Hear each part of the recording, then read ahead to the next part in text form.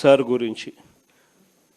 దీనికి సంబంధించి మీ అందరూ కూడా ఇంతకుముందు నేను చెప్పినట్టుగానే మీ అందరికీ కూడా బాగా అవగాహన ఉండే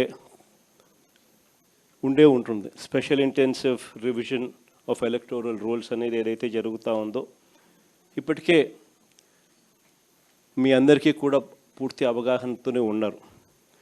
కానీ మరొకసారి ఈ అంశానికి ఉన్న సీరియస్నెస్ను మనసులో పెట్టుకొని ఈ అంశం ఎందుకు అంత సీరియస్గా మీరు తీసుకోవాలి అని మీ అందరికీ కూడా కొన్ని ఎగ్జాంపుల్స్ మాత్రమే చెప్తాను. ఎందుకనంటే ఈ ఎగ్జాంపుల్స్ తెలుసున్నప్పుడు దీని సీరియస్నెస్ ఎంతటిది అని మీ అందరికీ కూడా అర్థమవుతుంది. ఇటీవల మీరంతా కూడా వెస్ట్ బెంగాల్, తమిళనాడు ఎలక్షన్స్ మీరంతా కూడా చూసే ఉంటారు.